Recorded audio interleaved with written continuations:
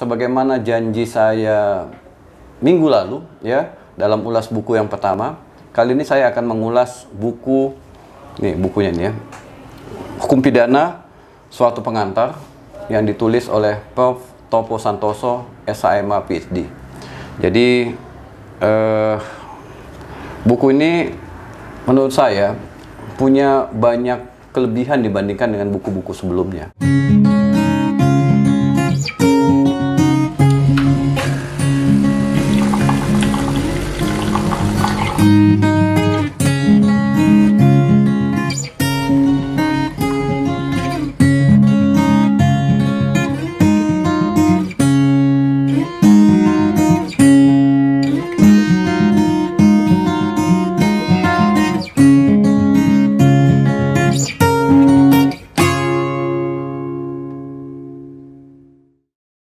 Sudah hadir ya penulis bukunya, saya undang ya, Prof. Dr.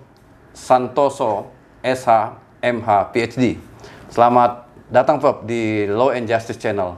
Terima kasih Bung Sofyan undangannya. Iya. Untuk sekalian memperkenalkan buku ini ya. Iya Prof. Iya, sahabat-sahabat hukum pidana, tanpa berpanjang-panjang kata, saya langsung kepada Prof. Topo. Prof, bisa cerita tentang secara umum apa sih isi buku ini Prof? Dan apa yang membedakannya dengan buku-buku hukum pidana lainnya? Silakan, Prof. Ya, makasih Bung Sofyan. Sebelumnya sekali lagi ya terima kasih undangannya datang di acara yang menarik ini. Saya kira ulas buku ini masih jarang ya. Prof. Channel yang membahas ini. Jadi buku saya ini semuanya ada 9 bab.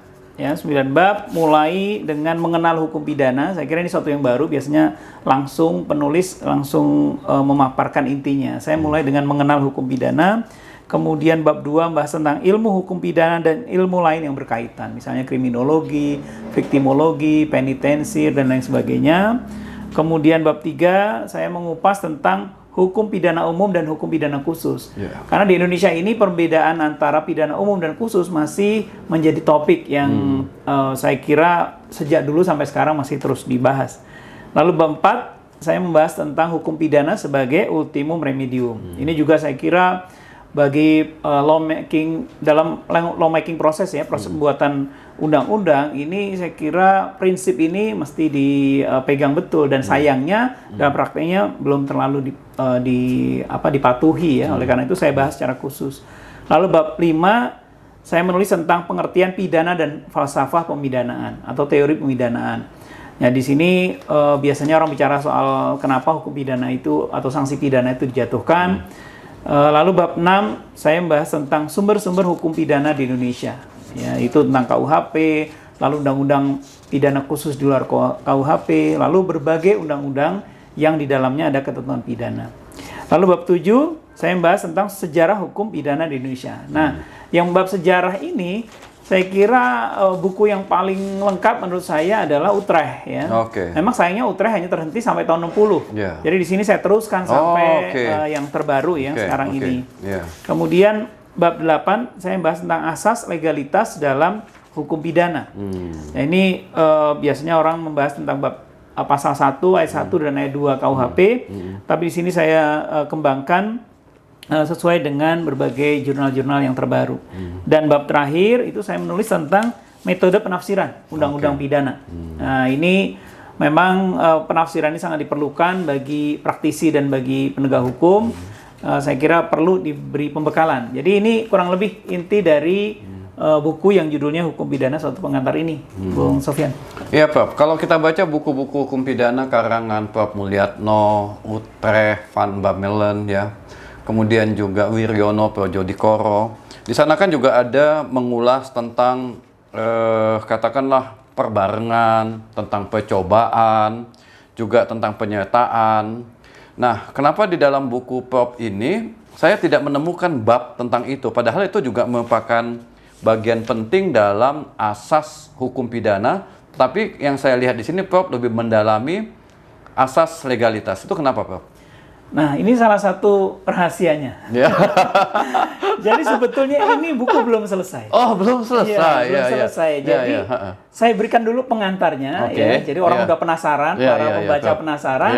saya sedang menulis lanjutannya, Iya. bicara soal apa itu tindak pidana, Iya, unsur-unsurnya, jenis-jenisnya, Iya. kemudian kesalahan, Iya, Prof. melawan hukum, Iya. kausalitas, Iya. percobaan, penyertaan, gabungan, dasar Iya. penghapus. Iya. Nah, itu ada di buku selanjutnya. Oh, buku Jadi selanjutnya. sebetulnya ini baru rangkaian ya, Oke, buku oke. pertama Iya. dari buku selanjutnya yang kesemuanya akan membahas tentang hukum pidana di Indonesia. Memang belum ditulis di Di buku dalam ini. buku ini ya. Bung Sofyan, iya. Sehingga nanti orang, Prof, kan kalau kita belajar hukum pidana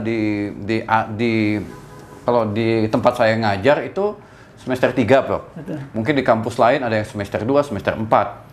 Kalau di tempat saya itu hanya ada hukum pidana, tidak ada hukum pidana 1, hukum pidana 2. Nah, ketika kita belajar hukum pidana, itu yang saya sebutkan tadi, tentang perbuatan, tentang kesalahan, tentang percobaan, tentang perbarengan, penyertaan, itu kan diajarkan juga pada mata kuliah itu. Mata Jadi, kuliah itu. kalau menurut Prof, itu kan di edisi berikutnya. Iya. Kira-kira kapan ini, Prof, edisi berikutnya muncul? Sehingga nanti mahasiswa, kalau beli buku ini, kan akhirnya dia beli buku yang lain kan, sebagai penyeimbang mata kuliah itu, Prof.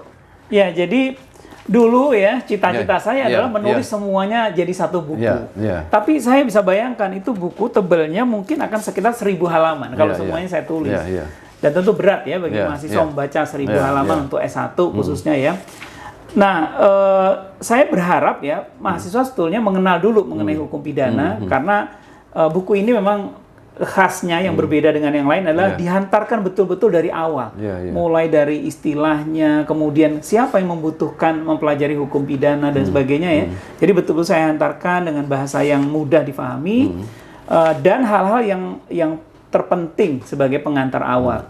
Selanjutnya, karena tentu belum selesai, Ya, ya. apalagi mahasiswa hukum harus belajar yang tadi Bung Sofyan sebutkan, mahasiswa bisa membaca berbagai buku lain. Saya kira ada buku Prof. Edi Hiarij, buku Mulyatno, buku Utrecht, kemudian Satohid, Andi Hamzah, dan masih banyak buku yang lain ya, Bamelen, Remeling, dan sebagainya.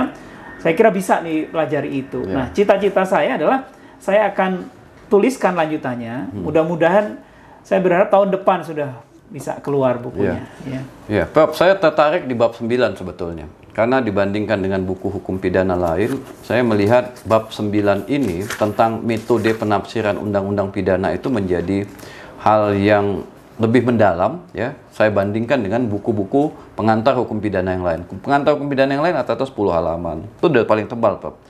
Nah, saya ingin nanya kepada Prof, ini kenapa metode penafsiran undang-undang yang di bab 9 ini Prof menulisnya lebih komprehensif dibandingkan dengan buku-buku hukum pidana lainnya, Prof?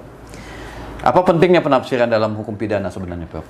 Iya, sebetulnya bisa dikatakan seorang penegak hukum dan praktisi hukum itu tidak bisa menggunakan tidak bisa menggunakan undang-undang pidana tanpa penafsiran. Oke. Ya, karena apa? Karena pertama banyaknya klausul, banyaknya isi dari pasal-pasal itu yang mungkin tidak bisa diterima, difahami oleh semua pihak. Kemudian juga perkembangan ilmu pengetahuan, perkembangan masyarakat, perkembangan teknologi dan sebagainya juga membutuhkan suatu cara baca baru, penafsiran baru.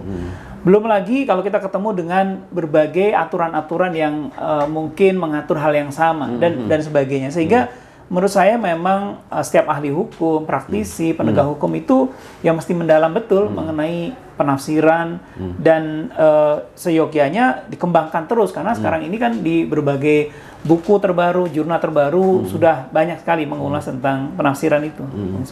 Nah, penafsiran itu wajib dilakukan penegak hukum nggak sih, Prof? Kalau menurut bab 9 ini, Prof? Menurut saya wajib, ya. Walaupun ada orang mengatakan begini, ini yang menarik ya. Kalau bunyi undang-undang sudah jelas, ya jangan ditafsirkan, gitu kan? Sering kita dengar. Tapi sebetulnya itu sudah menafsirkan. Oh, itu? Iya. Ya kan kalau bunyi, ya dia mengatakan bahwa begitu bunyi sudah jelas, ya maka tidak perlu ditafsirkan. Ambil saja itu. Nah itu sudah menafsirkan. Oleh karena itu, menurut saya ya sebetulnya apapun yang dilakukan oleh para penegak hukum atau praktisi hukum sebetulnya bagian dari penafsiran undang-undang pidana. Ya. Misalnya di dalam pengadilan, Prof, ada pengacara atau jaksa menggunakan tafsir otentik. Kemudian si pengacara dia menggunakan tafsir katakanlah historis. Hakim menggunakan tafsir sistematis. Sehingga perbuatan pidana dengan rumusan pidana yang didakwakan itu jadi berbeda. Menurut Prof, apakah ini bisa diterima jika ya elemen-elemen penegak hukum dan hakim menggunakan tafsir yang berbeda ketika menggunakan menuntut mendakwa seorang terdakwa dan akhirnya merugikan terdakwa, itu gimana Prof? Iya, sebetulnya walaupun banyak ya penafsiran yang ada, tapi mungkin kalau dibagi dipilah bisa dua, yaitu tekstualis dan kontekstualis. Nah, tekstualis ini juga ada banyak argumennya, sementara yang kontekstualis juga banyak argumentasinya. Kalau menurut pendapat saya, ya hakim ketika mengambil keputusan itu ya dia harus yang paling betul-betul dipegang adalah rasa keadilannya. Jadi dalam pelajaran hukum pidana semua penafsiran boleh digunakan gitu kan, kecuali analogi semua bisa digunakan. Jadi pertanyaan kan semua boleh digunakan, terus patokannya yang mana gitu Kalau menurut saya patokannya adalah rasa keadilan, dan itu tentu beda-beda tiap kasus untuk menggali rasa keadilannya. Dan oleh karena itu menurut saya hakim memang betul-betul harus menguasai penalaran hukum, penafsiran hukum itu. Jadi tidak ada penafsiran yang dianggap paling benar ya Prof? Nah, di buku ini saya jelaskan, sebetulnya memang tidak ada yang dianggap paling benar, tapi ada yang cenderung digunakan. Misalnya penafsiran otentik misalnya, atau penafsiran gramatikal. Itu cenderung yang sering digunakan, walaupun juga bisa menggunakan penafsiran yang lain. Ya Prof. Kemudian saya mundur lagi Prof, soal ultimum remedium yang Prof tulis di bab 4. Sebenarnya apa sih filosofis ultimum remedium itu dalam hukum pidana Prof? Mungkin banyak rekan-rekan mahasiswa yang sering mendengar istilah itu, tetapi mereka tidak tahu bagaimana menerapkan ultimum remedium ini sebenarnya Prof. Nah, di sini saya kira pertanyaannya Bung Sofyan bagus. Saya senang ada pertanyaan begini. Jadi ada kesalahpahaman menurut saya. Orang memakai ultimum remedium itu seolah-olah nih, ya kalau ada yang lebih ringan, kenapa tidak yang lebih ringan saja digunakan? Kalau ada hukum perdata atau hukum administrasi, kenapa tidak itu yang digunakan? Kenapa harus hukum pidana? Seolah-olah begitu kan? Nah, menurut saya menggunakan ultimum remedium itu jangan saat kasusnya sudah terjadi, tapi justru saat law making process, saat undang-undang dibuat itu, disitulah berdebat. Silahkan pembuat undang-undang, DPR, kemudian pemerintah itu berdebat, apakah ketentuan pidana perlu digunakan untuk perbuatan ini atau tidak?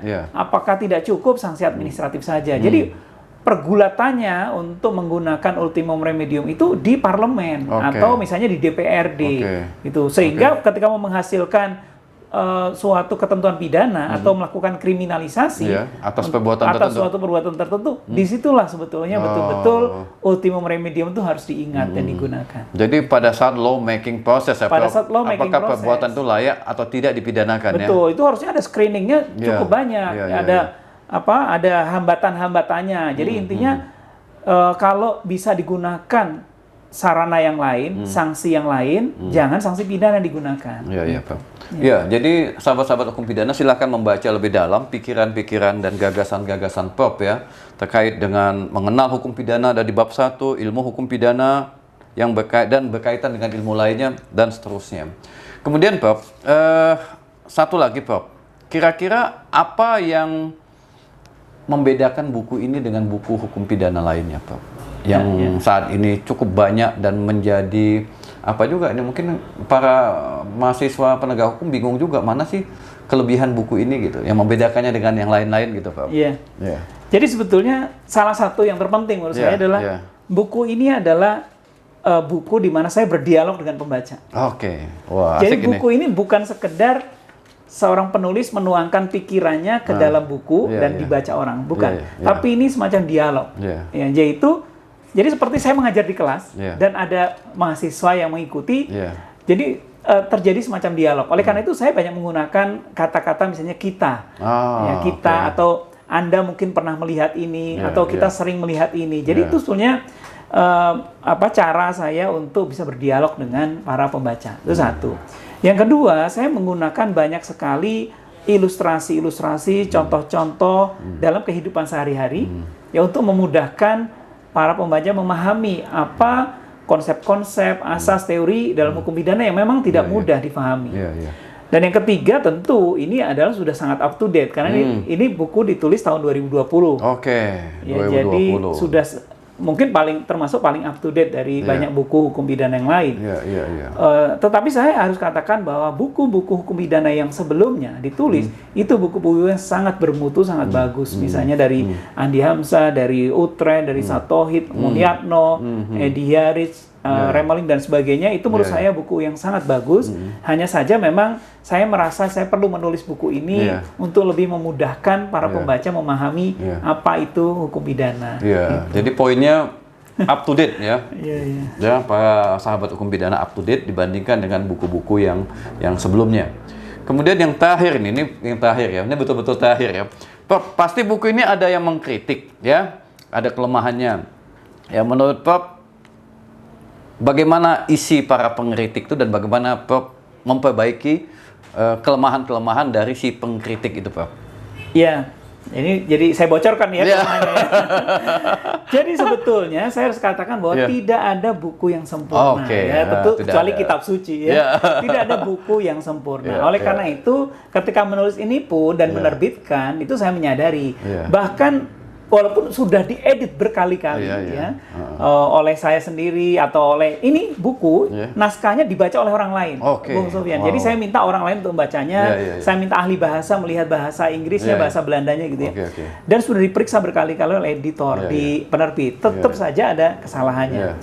Oleh karena itu, contohnya misalnya edisi pertama atau cetakan pertama itu belum ada indeks. Itu sudah saya perbaiki indeksnya. Jadi di cetakan kedua, teman-teman bisa lihat sudah ada indeks di buku ini di bagian akhir. Jadi lebih memudahkan. Contoh kekurangan yang lain adalah misalnya akurasinya dalam soal misalnya tahun, kemudian penyebutan nama dan sebagainya itu sudah saya perbaiki.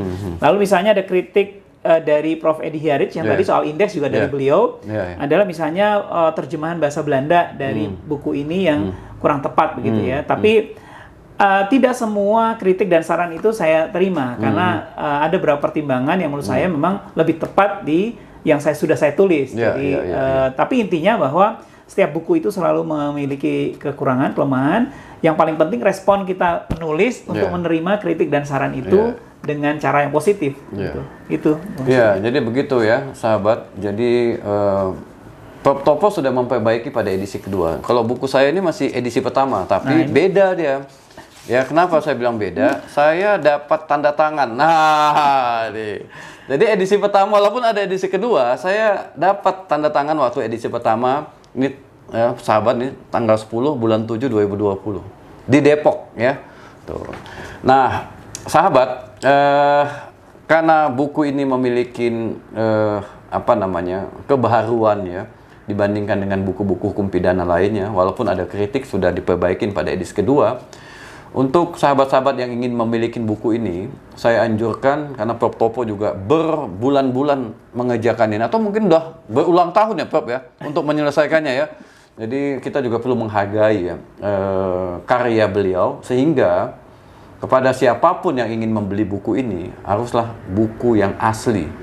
Kalau Anda membeli buku yang bajakan, itu sama saja Anda tidak menghargai karya tulis ya penulis-penulis buku Indonesia, guru besar hukum pidana Indonesia, jika Anda membeli di toko-toko online yang bertaburan buku-buku bajakannya.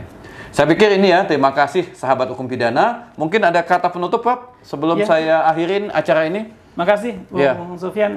Saya kira buku ini bisa menjadi teman untuk bukan hanya mahasiswa hukum, tapi juga kalangan non-hukum yang ingin mempelajari hukum pidana, bisa juga baca buku ini. Dan tadi Bung Sofyan sudah sampaikan, kalau mau yang asli bisa kontak langsung penerbit, dan saya sebetulnya memberikan tanda tangan itu kepada banyak pemesan buku. Jadi kalau membelinya ke penerbit, itu biasanya mereka akan kontak saya dan saya beri tanda tangan.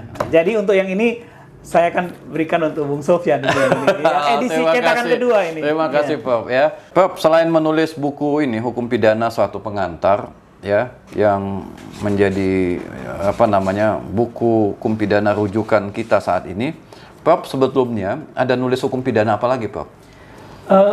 Buku saya itu sebenarnya bukan hanya hukum pidana, ada cukup banyak ya. Saya tulis sampai sekarang 21 buku ya. 21 buku. Wow. Ada buku yang paling laku dan tiap tahun cetak ulang, yaitu judulnya Kriminologi. Bukunya tipis ya, sehingga mungkin mahasiswa juga Suka Senang baca belinya, tipis-tipis ya. kan, tipis ya.